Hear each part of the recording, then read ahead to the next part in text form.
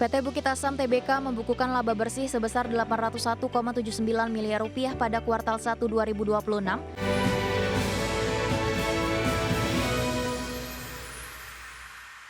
PT Bukit Asam Tbk membukukan laba bersih sebesar Rp801,79 miliar pada kuartal 1 tahun ini, melanjutkan tren kinerja solid di tengah dinamika pasar energi. Perseroan menyebut stabilitas kinerja mampu dipertahankan melalui strategi pengelolaan persediaan yang prudent, efisiensi biaya, serta penerapan selective mining. PT Bukit Asam Tbk membukukan laba bersih sebesar Rp801,79 miliar pada kuartal 1 2026, melanjutkan tren kinerja solid di tengah tekanan operasional akibat faktor cuaca dan dinamika pasar energi. Direktur Utama PT BA Arsal Ismail mengatakan, perseroan mampu menjaga stabilitas kinerja melalui strategi pengelolaan persediaan yang prudent, efisiensi biaya, serta penerapan selective mining. Berdasarkan laporan keuangan kuartal 1 2026, perseroan mencatatkan pendapatan sebesar Rp9,93 triliun atau relatif stabil secara tahunan. Sementara itu, EBITDA tercatat Rp1,55 triliun dengan margin EBITDA sebesar 16% dan margin laba bersih 8%. Kinerja tersebut ditopang oleh penjualan yang relatif terjaga, meskipun produksi mengalami penurunan.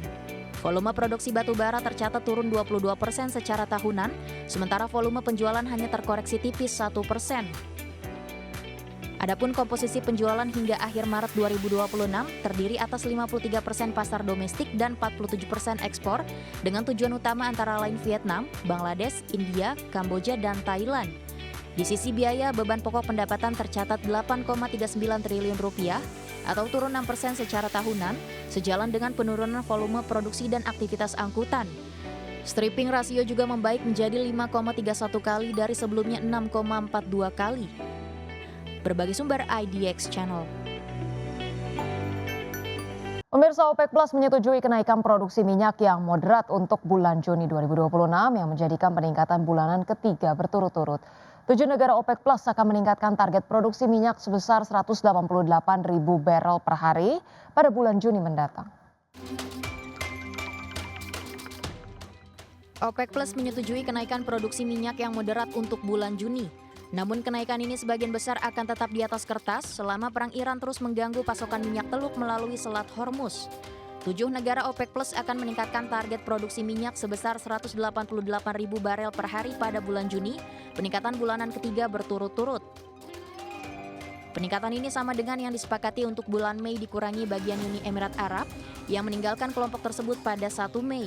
Langkah ini dirancang untuk menunjukkan bahwa kelompok tersebut siap meningkatkan pasokan setelah perang berakhir dan menandakan bahwa OPEC Plus terus melanjutkan pendekatan bisnis seperti biasa meskipun Uni Emirat Arab telah meninggalkan OPEC Plus. Adapun kuota produsen OPEC Plus terbesar yakni Arab Saudi akan naik menjadi 10,29 juta barel per hari pada bulan Juni berdasarkan kesepakatan tersebut, jauh di atas produksi aktual. Saudi sendiri melaporkan produksi aktual sebesar 7,76 juta barel per hari kepada OPEC pada bulan Maret 2026. Sebagai catatan, 7 anggota yang bertemu pada hari Minggu secara daring adalah Arab Saudi, Irak, Kuwait, Aljazair, Kazakhstan, Rusia, dan Oman.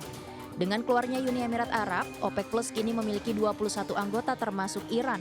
Namun dalam beberapa tahun terakhir, hanya 7 negara ditambah Uni Emirat Arab yang terlibat dalam keputusan produksi bulanan. Berbagai sumber IDX Channel. Baik pemirsa, harga minyak merosot pada awal perdagangan Senin setelah Presiden Donald Trump menyatakan akan segera memulai upaya untuk membebaskan kapal-kapal yang terjebak di Selat Hormuz. Pernyataan tersebut meredakan kekhawatiran pasar terhadap gangguan pasokan energi global dari salah satu jalur pelayaran minyak paling vital di dunia. Menanggapi perkembangan tersebut, harga minyak mentah berjangka Brent turun 1,69% ke level $106,34 per barrel pada Senin pagi.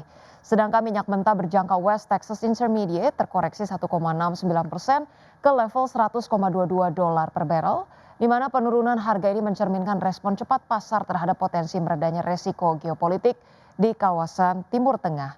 Upaya Amerika Serikat untuk memastikan kelancaran jalur pelayaran di Selat Hormuz dinilai dapat mengurangi kekhawatiran akan terganggunya pasokan minyak global. Pelaku pasar kini mencermati perkembangan lebih lanjut dari langkah yang akan diambil oleh Washington terutama terkait dengan efektivitas upaya pembebasan kapal serta dampaknya terhadap stabilitas kawasan dan distribusi energi dunia. Kita ke informasi PT Medco Energi Internasional Tbk membukukan laba bersih senilai 67,38 juta dolar pada kuartal 1 2026. Ya, perolehan tersebut melonjak 282,34% secara year on year. Melansir laporan keuangan perseroan mampu membukukan total pendapatan senilai 668,3 juta dolar Amerika, tumbuh 19,24% year on year. Kenaikan pendapatan perseroan sejalan dengan bertumbuhnya hampir seluruh segmen penjualan perseroan. Penjualan masih ditopang oleh kontrak penjualan di dalam negeri yang membukukan penjualan senilai 374,38 juta dolar pada kuartal 1 tahun ini, sedangkan ekspor hanya tercatat senilai 293,92 juta dolar. Setelah dikurangi berbagai pajak dan beban lainnya, perseroan mampu membukukan laba bersih senilai 67,38 juta dolar pada kuartal 1 2026. Melonjaknya laba bersih terutama disebabkan oleh bagian laba dari entitas asosiasi dan ventura bersama yang pada periode kuartal 1 tahun 2026 mencatatkan nilai sebesar 44,55 juta dolar dibandingkan dengan kuartal 1 2025 yang membukukan kerugian senilai 20 juta dolar.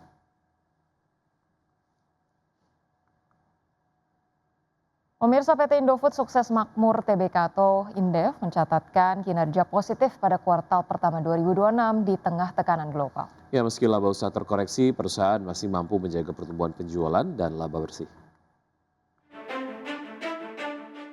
PT Indofood Sukses Makmur Tbk membukukan penjualan neto konsolidasi sebesar 33,89 triliun rupiah, tumbuh 7% dibandingkan periode sama tahun lalu.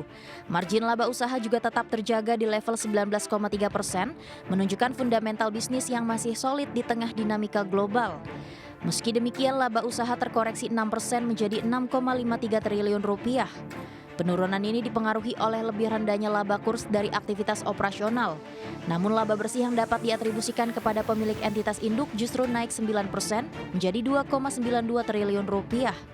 Direktur Utama dan CEO Antoni Salim menegaskan, perusahaan akan terus menjaga keseimbangan antara pertumbuhan dan profitabilitas. Indofood juga berkomitmen mempertahankan neraca yang sehat guna menghadapi tantangan geopolitik dan dinamika pasar global ke depan. Berbagai sumber IDX Channel.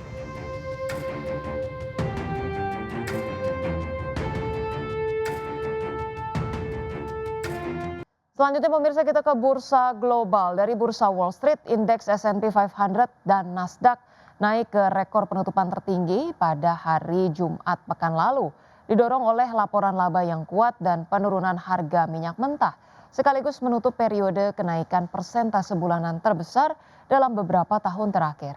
Kedua indeks mencatatkan kenaikan mingguan ke-6 berturut-turut yang merupakan rangkaian kenaikan mingguan terpanjang sejak Oktober 2024.